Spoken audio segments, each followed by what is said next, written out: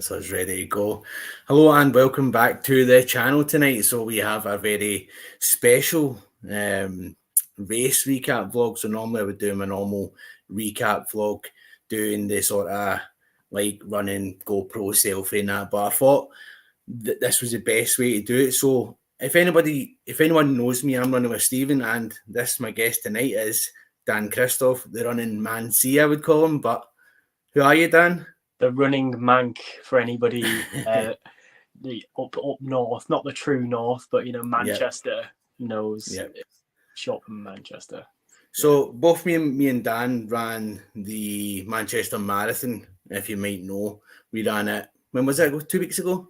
2 weeks ago now, man. Yeah. 2 weeks ago, and to be fair, since then I've really been struggling to get this vlog together. I've really been struggling for sort of words. You could say probably like the start of this recap. I'm just sort of like, how do we put into words how we felt on that day? So I just wanted to cover, because I don't want to start this negative. I just wanted to cover in the start of like any sort of like recap vlog how my actual day went and how it came about. So at the start of that day, before I met you, Dan, and I didn't want this to come across as negative, but my day was probably the worst race preparation I could have ever had in any sort of race. So it started off with a 200-mile drive down to Manchester with Grant and Davy Roberts. If he's in the comments there, there's Grant.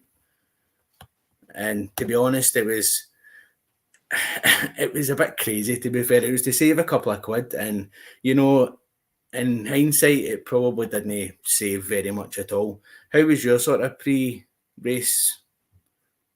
Not well. So, similar to you, I don't live in Manchester anymore, so I had to travel up a couple of days before. Yeah. The morning of the race, I usually go downstairs for a buffet breakfast in the hotel. I got down to the breakfast, and the guy on the desk was like, "Oh no, we don't start till 8:30." I'm like, what am I gonna do?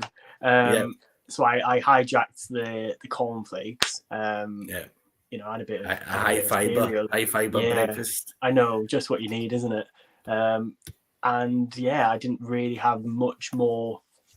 It was that. It was have the breakfast and get going, which is not the best preparation at all, really.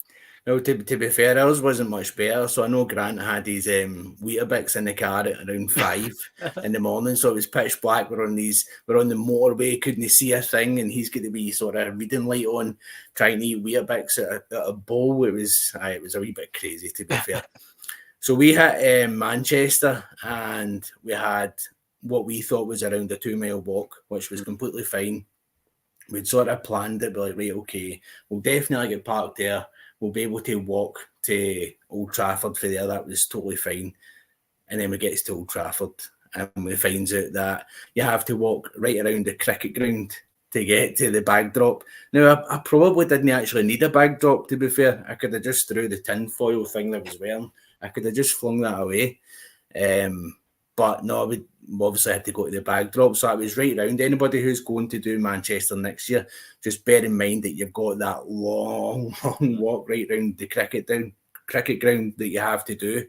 So to kick things off, we were already late. By that time, it was like 9:15, I think. Our wave was supposed to go off at 9:30, 20 to 10. And instead, we didn't leave to the 10 to 10 race, or the 10 to 10 kickoff. I'm pretty sure you were late into your... I was. I was supposed to be about 9:30 or so, but I thought my race, my training plan didn't go to plan. I thought there's no pressure, so I just bumped back a little bit. So about 20 to 10, thereabouts. I think it must be fate. It really must be fate that we ended up at the same place at the same time, sort of thing. So I'll just tell you my time just now. So my time was 4 hours 33, I think, Dan, and you were 5-10 minutes behind me. And it was one of the ones. So we'll take you through a bit of the race. So I started off running 8-minute miles, which in my head I thought that's achievable, because a lot of the training I had done, like all the intervals and stuff, was paced at that sort of race. But in actual fact, it wasn't meant to be. Sorry, Dan, I think you're froze there. No, you're just staying still. Am I with you? It's fine. Yeah. So no, it was supposed to be 8-minute miles, is what I'd been doing on my tempo runs, my intervals and stuff like that. And I just thought, this is achievable. I can run at this pace for 26 miles. So me and Grant had started off at the start and said, right, on you go, run your own race, Stephen. And to be honest, I hit like 3 miles in, and my heart was at 175 or 179. It was something absolutely ridiculous. And for then, I sort of tried to rein it in a bit. I sort of tried to pull it back, as like even just slower miles. I think it was 8:10, 8:15 or 8:20-minute miles, just for a few miles up until we hit the 10-mile mark, where I decided, you know what, enough's enough. And I stopped at a water station. I thought, just have a drink, get the heart rate back under control, and then Dan happened. So how did your first 10 miles go up until they're done? So, because I know you'd done a big post about this. I know you had to leave somebody and stuff, didn't you? Yeah, so I started running with a friend.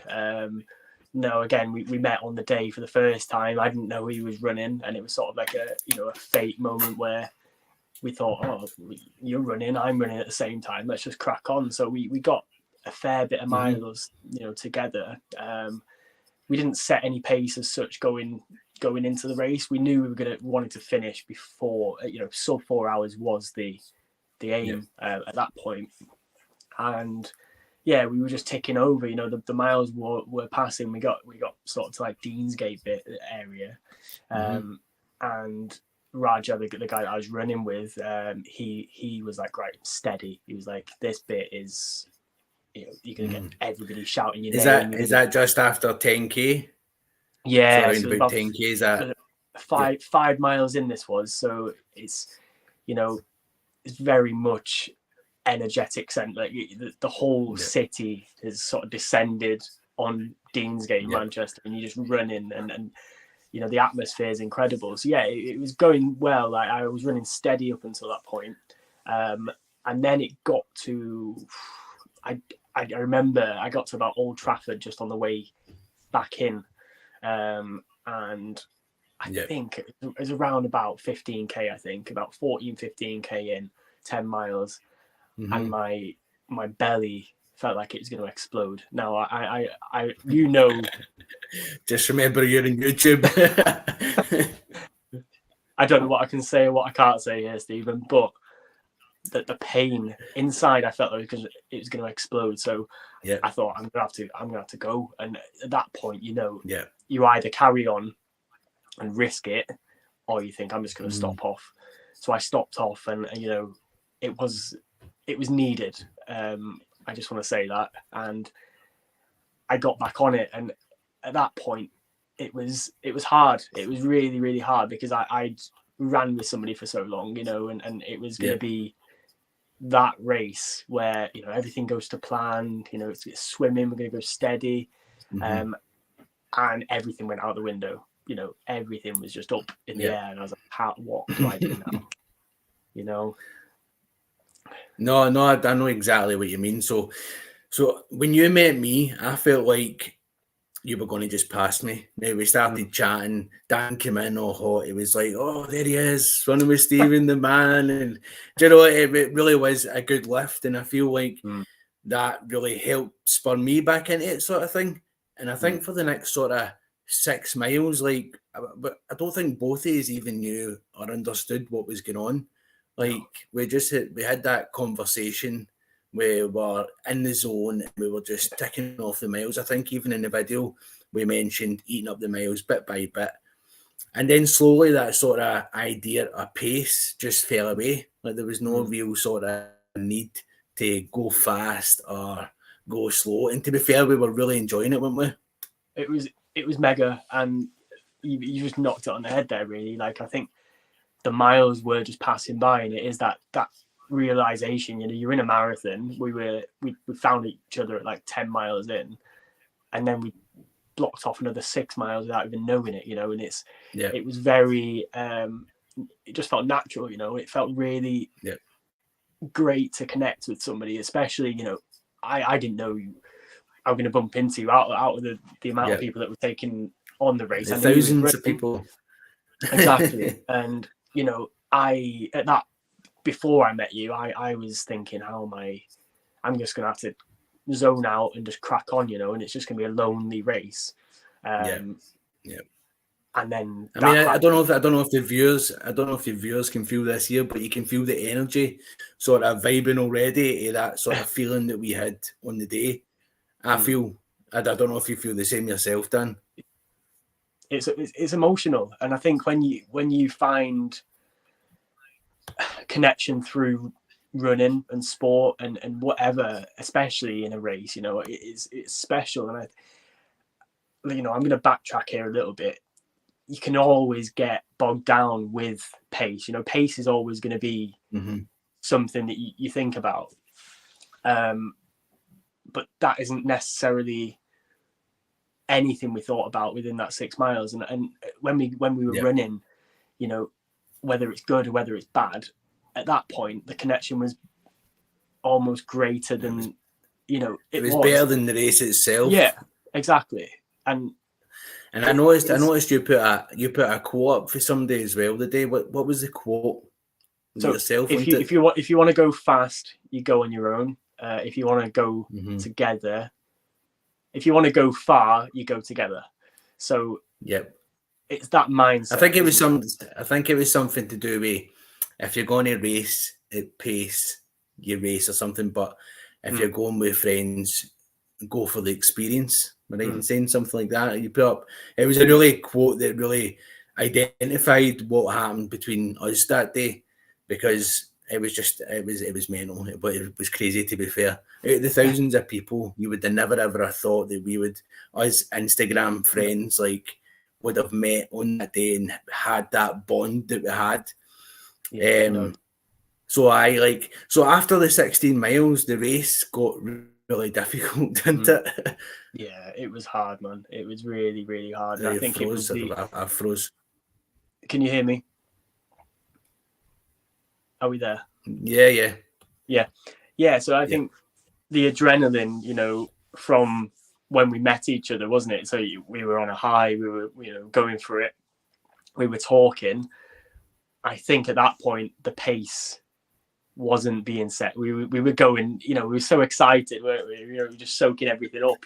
And we were having fun, I felt it like in my legs when we were going to like Altrincham. I was like, oh, these are feeling a bit tight.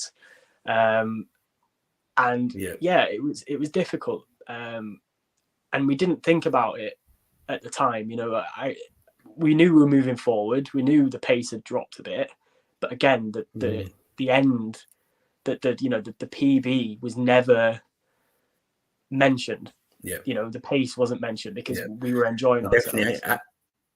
I remember at a part where we went through, it was like peaks and troughs, wasn't it? It was like a roller coaster, me getting some cramp, you getting some cramp. I remember at one bit, like mile 18 or so, when you just go up that wee gradient. I don't know the exact place, but you got up that wee gradient, and over that, it's like a railway bridge or something. I remember you just lying down on a wall, and I'm like, come on, Dan, get up, Dan. I've never hated someone so much in all my life. But I loved you at the same time. It was great, to be fair. Even sort of going round the rest of the course, it was tough, wasn't it? But see, feeling that energy for the crowd, and I think there was parts as well you felt, I guess, but like, see, knowing that you're going to help you cross the line, or help myself cross the line, it was much greater, like you said, than having any sort of PB, or it was just enjoying the race. Like, it's so weird. It is. And I was thinking about this a lot the week after. I was thinking we saw much more than we would have done if we'd have had sort of our blinkers on going it alone. You know, it's just like the race mentality. You know, you don't see everything because you are in the zone. For a race like Manchester, it's one of the friendliest marathons I've run, if not the friendliest, and that, you know, it lends its hand to when you are struggling. But at the same time, I think having somebody to share that experience with is, you know, I can't put a price on that, because that for me made my race, you know.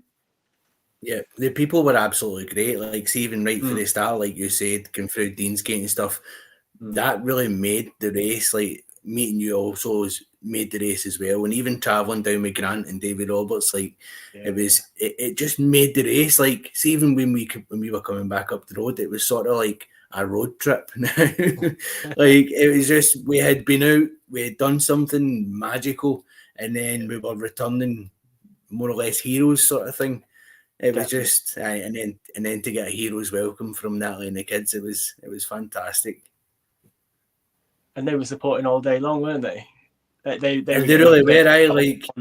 Like I think even we met your missus and stuff, and like we seen her, and then Natalie was on the phone to me, and she was shouting, like, speak to me, and I'm like, oh, this is absolutely crazy. And then you were speaking to her, and it was such a surreal experience that I no wonder I couldn't find the words to explain how we felt on that day, because it's just so special that it deserves to be shared like this and told in a true sort of story way. Yeah, and I think it really, you know, I want to be honest about it. I was struggling. I got to, you know, 20 miles and I was really, really struggling. A lot of reasons, you know, lack of fuel, lack of, you know, training going into the race. I had a lot of things didn't go to plan for Manchester. But I think that's lessons learned for going 100%. Forward, isn't it? Because we had the full conversation that it's almost like sharing your experience as well, because I've went through the full sort of sodium intake and like the salt, the fast stick chews and stuff, and I was sharing that experience with you because you said some guy gave you them. And it's like, what are these things? And we sort of had that conversation. You understood that and how it's going to help you in future races, and I hope that you took that to London with you. 100%, man, 100%, and that's exactly what I did. You know, I took, so I did London the week after Manchester, and from, you know, thank you very much, thank you. Manchester's much nicer. I just want to put it out there. The crowds are much nicer. There's bits in London where people just look at you. You're running down the street and they're like, why is he out on a Sunday morning doing this? It's almost like we're in the way, you know. Manchester don't get that. But if I had to compare both of them, I would say London is kind of rushed. It's like almost like bump, bump, bump, bump, bump. And like you said, I was there to race it and stuff. And at one point I turned around and I never knew Buckingham Palace was behind me. Just at that last 400 metres or so, because it was just... Now, this was like 3 years ago, because in my mind, I didn't have that mindset. So carry on. What were you saying? So I think what I took from Manchester, I implemented straight away. You know, what went wrong. I changed it within that week of London. And then I finished London, you know, about 35 minutes quicker than I did in Manchester. Now, again, it's not about pace. I don't want to say anything that's about pace, because it's not. But I felt stronger, and that's what I go off. You know, you go off of your feel, and you go off what you're feeling like, and I felt like I carry on. I did hit a point again where I was like, oh fuck, you know, sorry. I was like, oh my god, I can't carry on. But I think having people to connect with and go through them tough moments with, you know, it's a vulnerable thing, isn't it? Yeah, it's weird because seeing you the way I seen you, like that mile 23 or whatever, and you're like, no, I'm walking. And myself, I felt good at that point until the cramps in with me. But I was feeding off the crowd and possibly feeding off of you. But like I said earlier, that sort of getting it over the line sort of way you was more important than anything else. It was a surreal experience. And that means the world. That means the absolute world, like that you had that mindset, because I know, you know, I would try and tell you, go on, just crack on. And, you know, part of me wanted to, but then I was thinking, you know, we've come this far. Let's just get to the end, and It's because you said to me a few times, like, on you go, just yeah. leave me, I'll walk it. And I'm like, no, we're staying, we've came this far. Like, we had literally came that far together that this was. So Peter's commented saying, let's see, well done to both of you. Love story aside, it was a pleasure to see you dragged each other through it. That's lovely, Peter. I think, definitely. And I wouldn't have had it any other way. I think you go into races with the mindset of running and doing what you can, but things change and you adapt. And I think the connection that we had, from Instagram, we've been chatting, whether you meet somebody yourself at a race, I often take more from the people than the race. You remember how someone spoke to you, you remember what connection you made along the way. And I think that was much more, it's greater than the race itself, which is bizarre. Valuable. Yeah. I think even in myself, it's gave me a new sort of mindset going into future races. If I had to do London again, would I race it or would I just take it easy and soak it all up and just enjoy what's there? Because it's fantastic, and really racing at pace, and any new beginner runner racing at pace isn't all it's cracked up to be, like we're explaining here, because it can really be something very special. And you do miss the moments. Like, I think I saw something the other day where somebody had spent the whole marathon, with earphones in, and they didn't hear anything, and the crowd interaction, nothing. They were pretty much, I'm running and that's it. And I think, come on, if you're going to take anything away, take that, because that is human interaction. It's energy, it's free energy on the side of the road. You know me, I just go mad. And of course, and that was good because it encouraged me to sort of get more involved with the crowd. I normally do, but it gave me a new level. I felt like it felt like we were really achieving something. See, even when you see the vlog, if you haven't watched the vlog, by the way, go and check it out. But you'll see so many people shouting your name, and it's not because like YouTube, and my subscribers or that, because that's totally irrelevant. It was because that's what the people in Manchester were doing, and that's what they were out there to do on that day. Look at what your name was and really give you it all, sort of thing. Yeah, definitely. That really goes a long way, doesn't it? Definitely. So I've got Ben Notley here, tuning in live from the trails. So I don't know if do you follow Ben Notley, Dan? No. From the trails? Ben is training for a 100 miler. Whoa, that's insane. That is mental. That is all mental. So I've got Peter here again. Let me sick.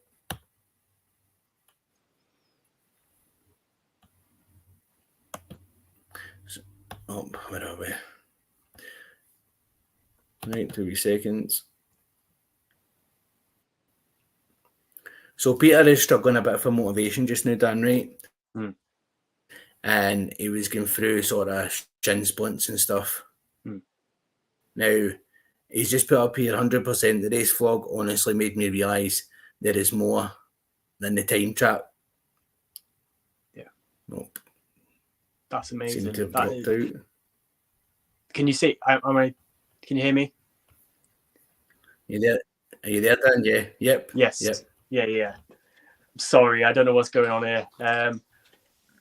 That's all right. Amazing. So no, Peter's been struggling a bit for motivation, and I think if he can take one thing away from this is to go on his next race and just enjoy it. Don't go for that exclusive sub 3:30 or sub 3 or even sub 4.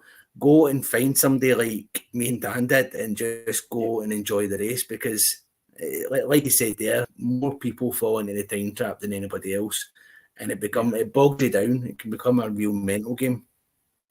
And have them races where you are going to purely run it for enjoyment. I think for me, I've done Manchester previously, and I did have a mindset of I wanted to race it, but I also knew how special the race was. I I think just having that mindset of I'm going to use this race just to enjoy, like especially London. I think London for me is a prime example. It's a once in a lifetime experience these days. If you're going to get into the ballot or whatever, are you going to, run that away? Are you going to run that experience away without knowing what's going on? Or are you going to take it a little bit slower, feed off the crowd, speak with people? I think that's much richer than, the experience. And plus you're going to get, it's value for money, isn't it? Spend a little bit longer and Yeah, sorry, they must be drawn out a bit there, Dan. Yeah, I can see you now. I can hear you. I'm out. Can you hear me? Oh, it's my right. That's us. We're good to go. Sorry, there we go. I'm sorry, guys. Probably me. A few technical issues. No, it's probably me as well. So I don't know what you were saying there, to be fair, Dan, but Martin Campbell has put up as well. Well done, lads. So do you know Martin? Yeah. No. The name rings a bell. Well done, lads. I ran Manchester as well. Nice, Marathons are the hardest. Go smash the next one. Right, and that's what it's about. Just taking it on the chin and just moving forward. So I just want to say as well that after the marathon, so when we crossed the finish line, I don't know if anybody's seen that video as well. Like, it was pure raw emotion. You'll see me and Dan hugging at the end, because that's how much that meant to us on that day. It was special. Even running down that finishing straight together was special. Yeah, I've never felt that before. Finishing a race, I've never felt that much connection, from the sort of unit that we had, two of us, but we felt like the world. It was we were on top of the world. That was that. You felt like you were. Yeah. No matter how hard it felt at that time. And that was sorry special. On you go. Yeah, what it really was. Ben's commented there saying, "You boys have been 100 miles soon. It's a slippery slope." Have you got any recommendations? And that is very true, because don't ask Ben. He's got loads. You can actually go and check out Ben's channel. Ben has got loads of ultras down near London and stuff like that. And nice. He's got loads on there, so he has. So go and check out Ben's channel. Yeah, but we have actually a couple of ultras coming up ourselves, haven't we?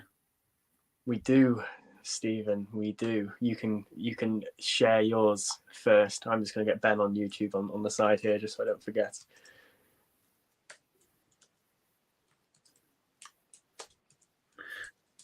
So I have Run the Blades 50k coming up in the 20th of July. So I'm hoping that after the aftermath of Glasgow to Edinburgh Ultra, where I only managed, like, when I say that only managed 37 miles, like, it's still a huge distance. Like, but I think the DNF still sort of hits hard with that one. So it's 50k, Run the Blades up at Whiteley Wind Farm up here. Nice. So that should be an experience. And again, it's sort of leveling up my ultra experience. What about yourself, Dan? Yeah, so I've got Race to the Stones in July. I was in for the 100k, but I have recently dropped down to the 50k. I've dropped down. I was going to do the 100, but I have got lots planned in September. I got injured last year. My missus is like, "You're not doing that." Like a month out of us going to holiday. It's such an iconic race, but isn't it? It's amazing, man, and that's a prime example of sort of ultra like connections as well. I think more so in ultras you have that connection naturally, because you're going further, you're going a bit slower, you can have that conversation, and I love it. I think I prefer the longer distances now. I was very much a 10k guy a couple of years ago. Now I'm like, I like a longer distance. I like to get value for money, and I like to connect with people. So ultras are I think as well, you mentioned this in your London marathon sort of post, and it was saying it's okay to walk. People think like that when they walk they fail, but really, in actual fact, that's what's involved in so many ultras, like walking for miles and taking that break to let your body recover slightly so you can keep pushing on. And like walking isn't failing is, I think, what you're trying to say and what you're trying to put out there as a message.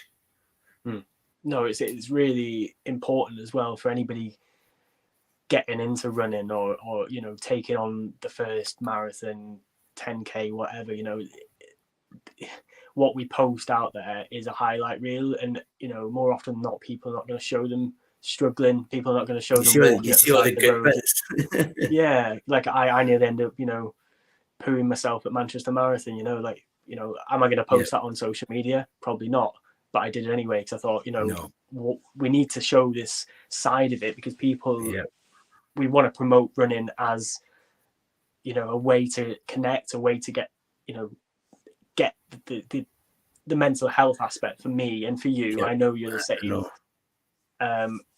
That's it's kind of like you just don't see the bloopers part of it, don't you know? Although people do share bloopers reels, you don't see how much goes into these races, and you don't see how bad they can be at times. But what you're seeing is how good it can be and how good it ends up, the end result. So see, touching a bit on that, Dan, see at the end of that race, have I lost you again? No, you're there. At the end of that race, when we walked in past that sort of Edringer tent, the alcohol-free beer tent, and you're like, right, I'm going this way. And I was waiting in Grant and David Roberts, and it kind of felt like, and I explained this to the other day in a message, it kind of felt like at the end of like a night out or a party, and it's like 3 a.m. and everybody's leaving, and you're like, wait a minute, why is everybody leaving? Where are you going? Because you've had such a fantastic time. And I think it's so important to share that, like that was a sort of connection and bond that we made over the sort of 2.5 hours that we sort of spent together. It was incredible. I think we were really vulnerable with each other as well. I think we had a lot of conversation about running, but also, you know, about life, about, you know, what we do in our spare time, and it was very much more than a run for me, and for, you know, for us as well. But they're the connections that are really possible through doing these things, and you know, I think Ben will probably be an advocate of that as well. You know, the ultras, you build up a you know, sort of energy with somebody, or you know, you get going with somebody, and that in our marathon, you know, we went a distance. That's a distance. If you drove that distance, it'd take you God knows how long going through Glasgow city centre. But I think it's a long time to spend with someone, and that connection, I think, was really, it was lovely. Yeah, no, definitely. We seem to be dropping in at a signal anyway, Dan. But if anybody's got any questions, you can drop them down below. If not, we'll probably just end it very shortly. But again, it was just to show. I could have put this into a video, and I said this earlier. It didn't do it justice. It was just such a special moment, and again, it felt like a really fantastic day out. And I would do it all again, and I'm doing it again. Good man. Are you in for next year? Are you doing it next? I'm in for next year. Are you? I was up at London or Manchester, but I am edging now. I'm edging to Manchester. I am. Again, I feel like it's unfinished business. I mean, you know, that's exactly it. And maybe this time I'll run it for pace, maybe, or I might just go and enjoy it again. There was something else I wanted to capture there. You guys going for another time in a marathon. So the next marathon I've got coming up it will be next year. It'll be Manchester. For myself, it'll probably the plan will be sub 3:30. I don't know about yourself, Dan. I think I'm gonna look. I don't know about next year. I don't know what I'm going to be going for, but I'll be going to enjoy again, probably. If that's faster than I did this year, I don't know, but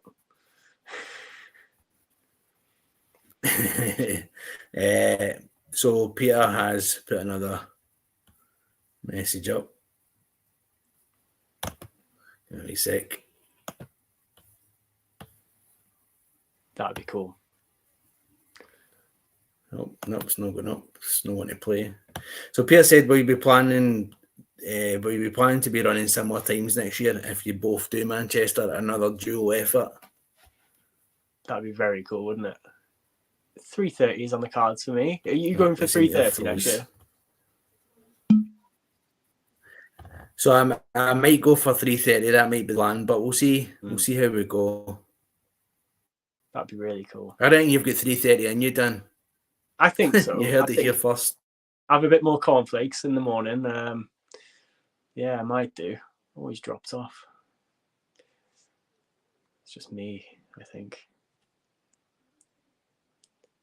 You there, Stephen?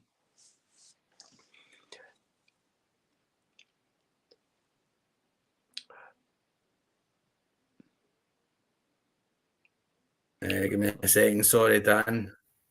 I thought it was a solo in it there. No, it kicked me out. So we've got Nocturnal coming up as well. A Nocturnal Ultra Marathon. What did you say? Sorry. Right, Dan. I'm going to leave. I'm going to end the live there because this is starting to play up and it's very, very jumpy. So again, I just want to thank everybody for joining in tonight. I want to especially thank you, Dan, for joining the chat tonight because it's good to see your face again after spending 3 hours with you. It's a pleasure, man, and thank you for inviting me. We'll have to do it again on Instagram or something. Of course.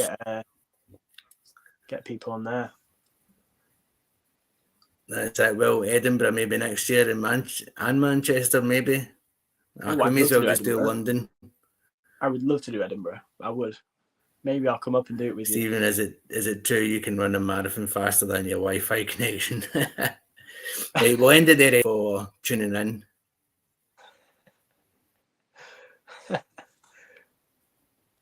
He's gone again, guys. Is it me or is it...